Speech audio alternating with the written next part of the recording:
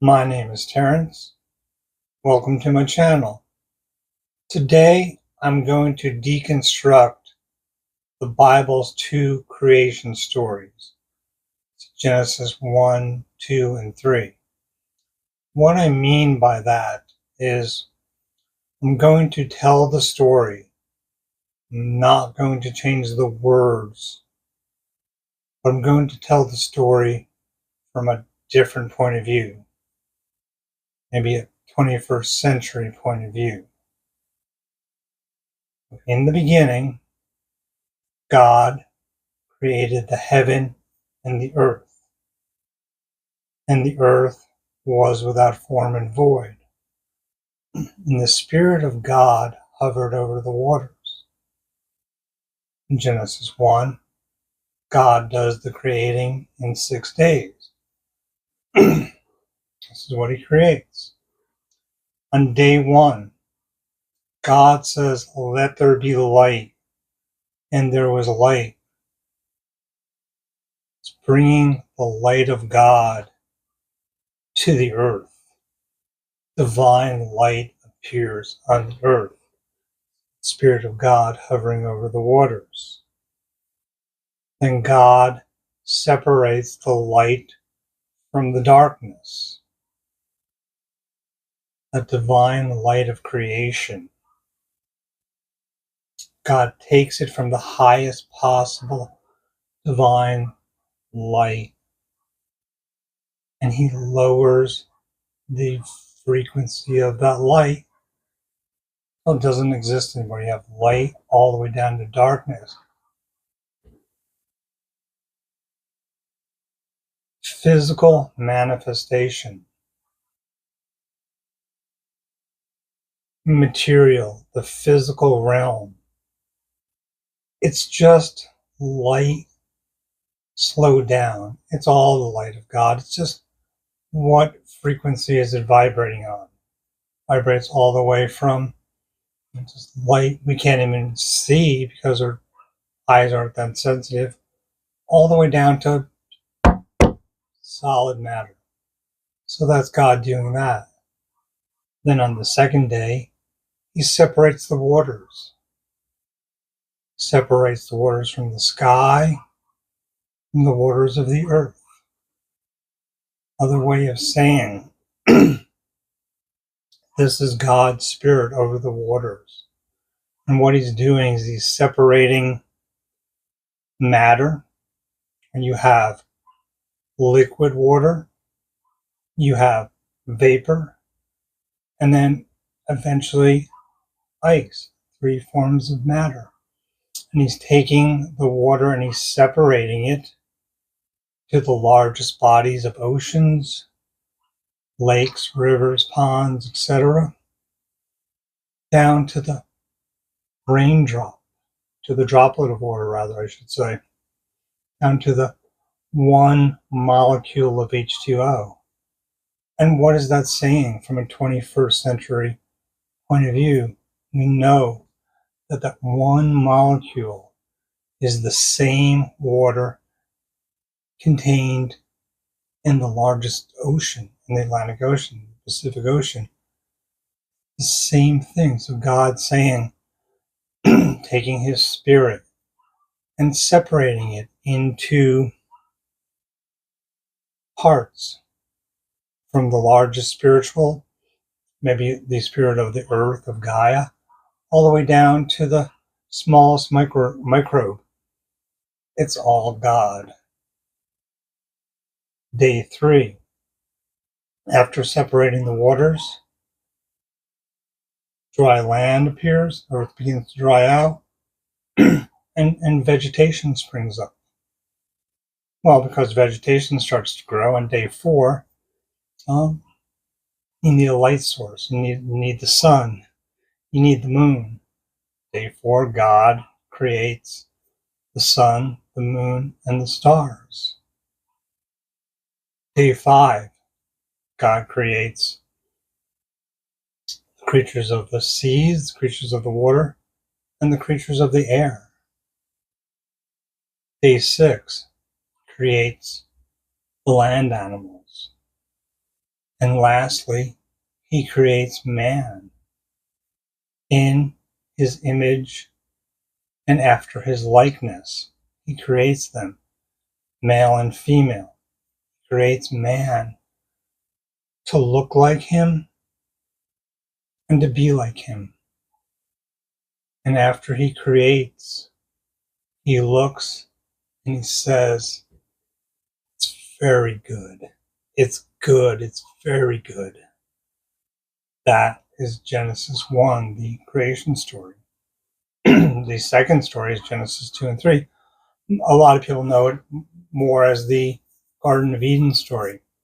According to biblical historians, the second creation story, the Garden of Eden, was written prior to Genesis 1. And Genesis 1 was the ancient Hebrews' way of correcting the creation of the earth. Because if you pay attention to Genesis 2 and 3, it's not really God creating the earth. I'll explain. Says, and this day is it's the creation of the heaven and earth. It starts that way. But it says,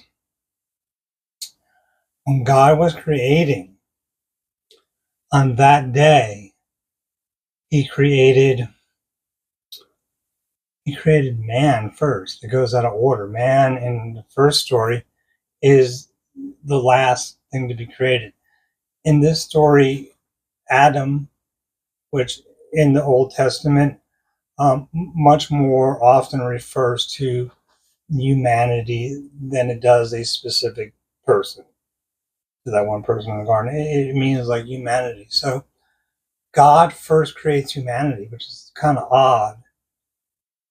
But like any good creator, God starts with the idea of what he wants to create. This is my vision. This is what I want to make. I want to make a race of beings in my image and after my likeness.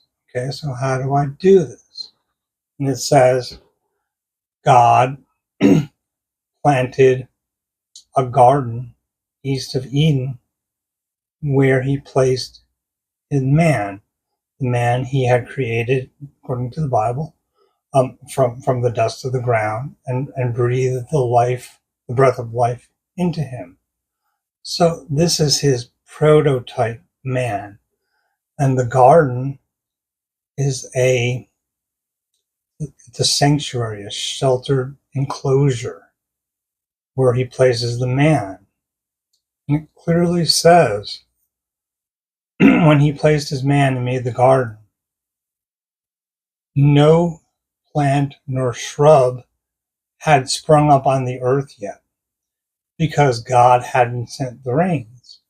So if we go back to the first creation story, the analog, which lines up well with what science says was most likely the order of life horizon on Earth. It lines up pretty well, I think, starting from the simplest and progressing to the most complex.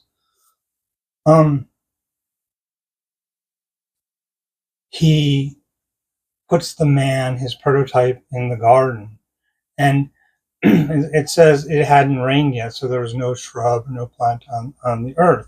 So, like I said, going back to our creation timeline, our linear timeline, Genesis 1, where would that put this? It's not, there's no trees on the earth, there's nothing. He has a man, but it's not following it. So it hadn't yet rained. So when God plants his garden east of Eden, the earth is still without form and void. We're looking at day 2, perhaps, maybe early day 3, before the waters are separated and the land appears and vegetation appears. Because when you have vegetation, you need rain. It's the way God created it. He doesn't break his own rules. So he's setting up this garden up pre-full creation of earth. That's read it. That's not me making that up. It's what it says. Okay. So he's setting up this garden where he puts his man, his prototype, that, like any good creator, any good inventor, he wants to test it out. He made himself a prototype of the type of being he wants to create, and he wants to test it. He wants to see what it's capable of, what it can endure, what it can do, how smart is it, etc. He's testing it out and let's see what does anything need to be changed before I put this into production. How does that work out? And again, it's not Adam, it's humanity. It's just a prototype of what God wanted. And you think this is God's workshop, okay? It's not here on earth. It's here on earth, but it's not in the third dimension. It's God's realm of the seventh dimension. It's in 7D. It's not even visible to us because the frequency is vibrating so high. It's a higher realm where God's doing this creating and experimenting and growing. So in his garden, he puts trees. He puts trees that are good for food for the man and trees that are pleasant to the eye, just beautiful trees in his garden. And he puts the man there to cultivate the garden he made. And he warns the prototype, you can eat any tree you want, that's fine. There's a tree in the center that was called the tree of the knowledge of good and evil. Don't eat from that, because if you do, you're going to die. Now, ancient cultures, including ancient Hebrews, viewed sacred trees and sacred groves, like the garden, as there were portals between realms. They were portals that connected earth to the heavens, the higher realm, down to the lower realms. And they could be used to transport us into other realms. Eating of the fruit of the sacred trees, the sacred grove, is what connected us with divinity. It put us in a state where we were ready to receive divine revelation.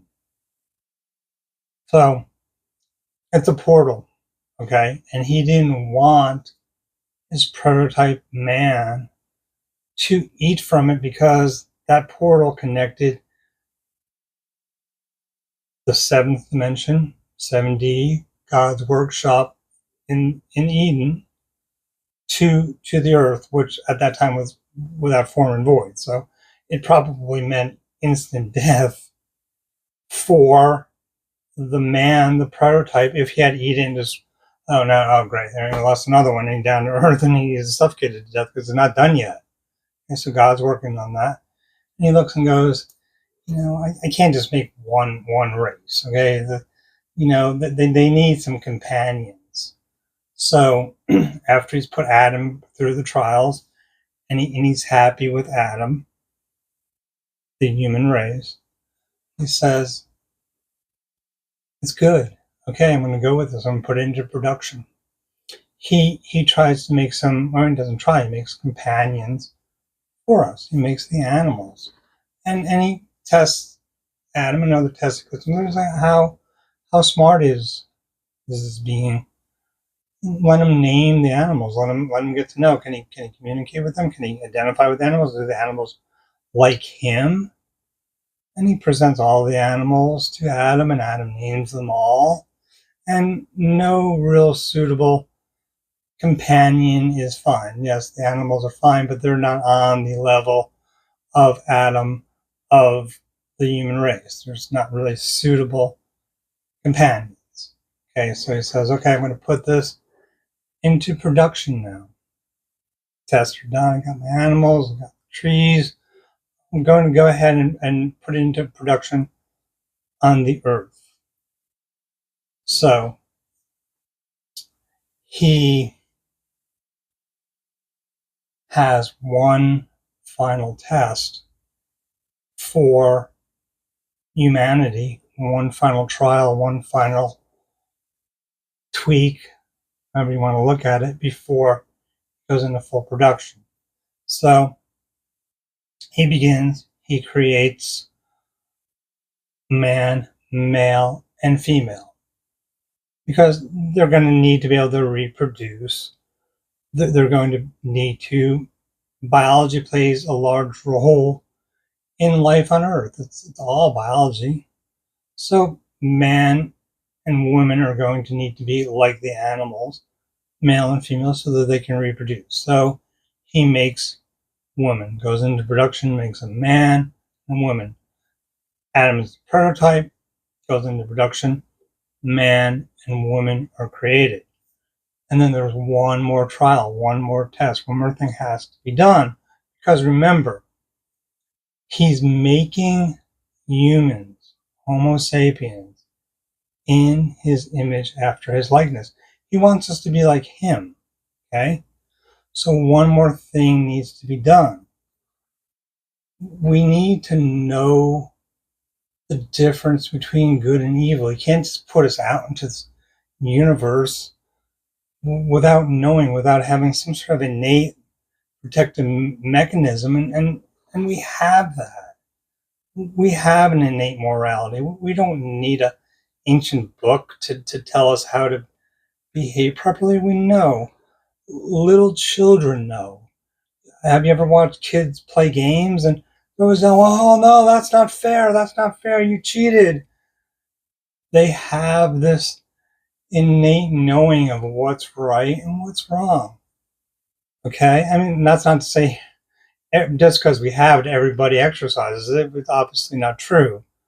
But it's there. It's in us. Okay? So God has to give us this innate morality, this knowledge of good and evil.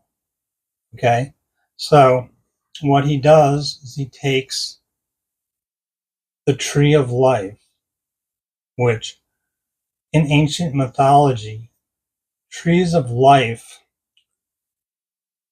were the main representative of the earth goddess.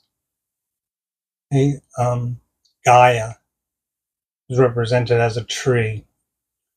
The Hebrew earth goddess Asherah, called the tree of life. They made Asherah poles. They literally put, old trees or trees in front of their homes called Asherah poles to represent Asherah, the goddess, the earth goddess, as the tree of life. Okay, so what happens is, remember, this is God here. Okay, God's communicating with the earth. They're planning it out. How are we going to do this thing? We're going to bring life. What are we going to do?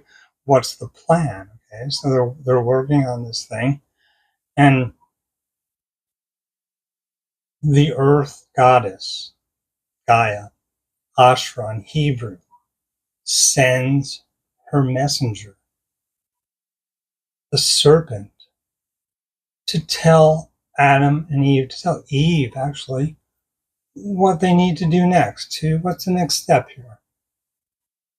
Sends her messenger, the serpent. The serpent is an ancient symbol of higher consciousness, of healing, and of spirituality. Almost all goddesses are pictured as serpents. The serpent was their messenger. I mean, this is something you can look up. Look up Gaia and the serpent, goddess and the serpent. There's tons of just ancient images of goddesses with the serpent, because the serpent was considered a symbol of wisdom. I mean, even Jesus says to his disciples, "You what wise as serpents, gentle as doves." And the first words of Genesis 3, the fall story, is, and the serpent was the most crafty of all the beasts of the field. It was given this special place of somehow being healing and connecting and being immortal, because snakes could shed their skin. If you look in Europe, I know for a fact in Greece, there's old stone signs still left from the 5th, 6th century BCE with a serpent upright on a pole, just like you see now. The EMTs have the staff of Screpulus, it's called. It's the EMT sign. It's the pole, and it's the serpent wrapped around it. Another example is the medical caduceus, where it's the two serpents overrun by the eagle. It's something different. But it's an ancient symbol, having serpents being upright, indicating a place of wisdom, place of healing. And that was actually, this is true, you can look it up. The serpent was, then how we're driving here in the US and in other places, and you have that blue sign with H. Okay, there's a hospital ahead, and it'll guide you to the hospitals. In the ancient world, they didn't have the H, they had a serpent. They had the symbol of the staff of Asclepius, the upright serpent. So it's just an ancient symbol. That's all the serpent is. So in the story, the earth goddess, Asherah or Gaia, sends her messenger, the serpent, to talk to who? Eve. Why? Her name in Hebrew is not Eve. It's Hava. Adam named her Hava. Hava means life. And he says she's the mother of all. So you have man, which means human, and you have life, which is the woman. So is it possible that initially, and we know there was matriarchal structures before the patriarchy arose, it's documented, women were the ones in charge. And in the Garden of Eden, the serpent talks to Eve.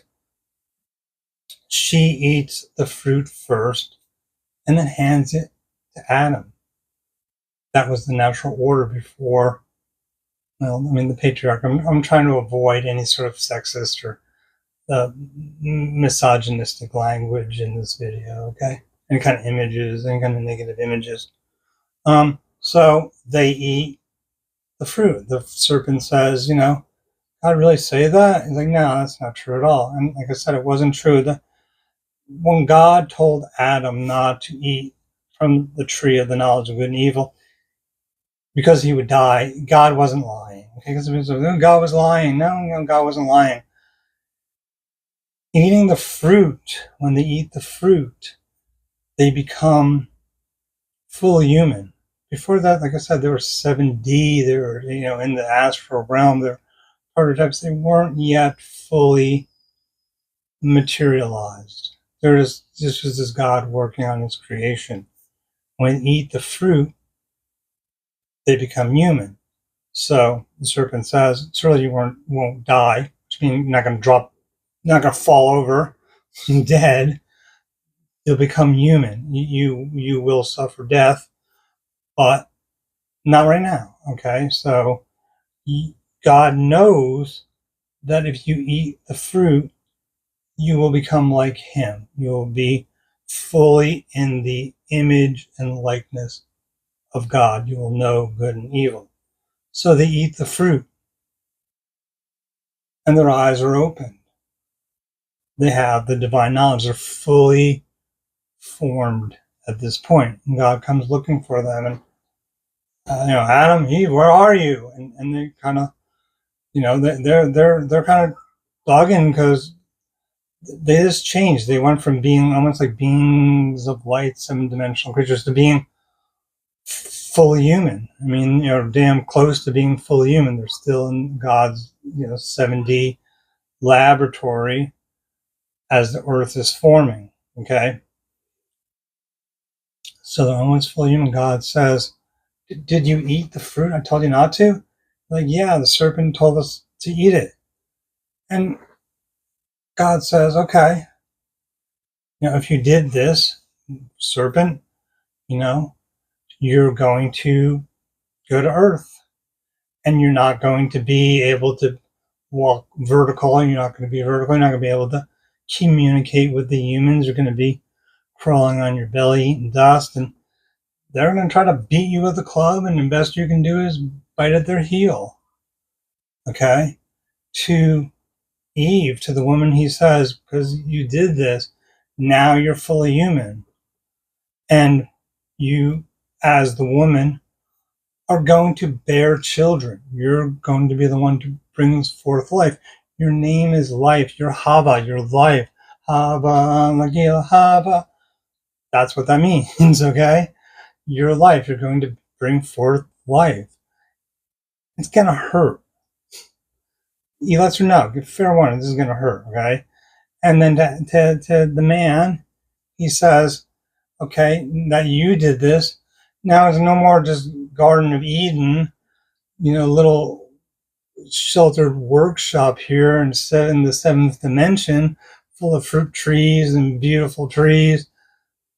You're going to have to go down there and work. You're going to have to work for a living. You have to make it happen. You're going to have to grow food or hunt food. You're going to have to provide and do it for yourself.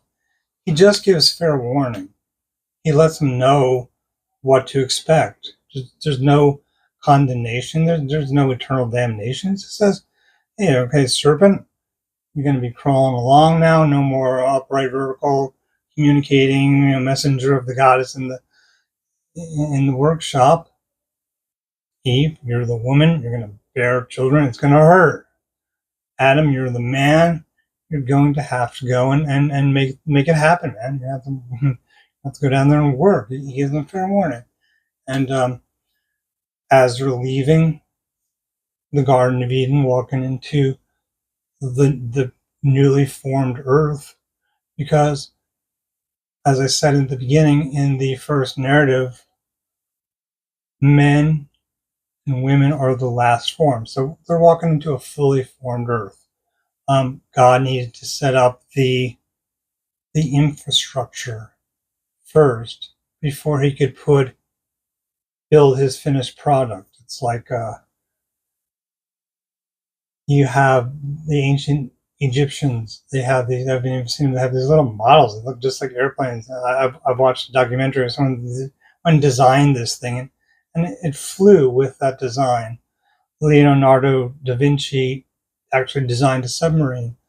The problem was that the ancient Egyptians, or even by Leonardo's time, there wasn't the infrastructure in place to build it. You couldn't build an airplane. You just didn't have the materials or the capacity, the workforce, or the technology available to make a workable airplane or a workable submarine. So this is what God was doing. He had to put the infrastructure in place on Earth before he revealed his final product. Man, male and female, made in his image and after his likeness. And he even says to them, the Bible says he gave them skins to wear, and he clothed them in garments. Skins. And then he clothed them. That's kind of weird. Bible saying is gave him skin. They're fully human. No more seventh dimensional, astral beings, new souls. However we want to look at this thing. So we really need to embrace this. They're fully human. They're covered in skin, and he gave them some garments. And before they leave, God even says, he's like, look, they've become like us. They know the difference between good and evil. Mission accomplished. Fist bump, high five. We did it. We made them as we want. They passed all the tests. They're intelligent. They look like us. They act like us. And now they have our wisdom. Okay? And Adam and Eve leave the garden. And the rest is history. I was talking to God last night about this because I'm planning my video, this video I'm making right now. And God said, Garden of Eden's still there. Gaia and me, we're still working on what's coming next. We're working. We didn't abandon you. It's still there. It's 7-dimensional. It's in 7D. It's vibrating at such a high level we can't perceive it with our senses or even any kind of, we haven't invented some kind of instrumentation that can find that. But you know what? It's still there, and it's guarded by angels because it's just that important.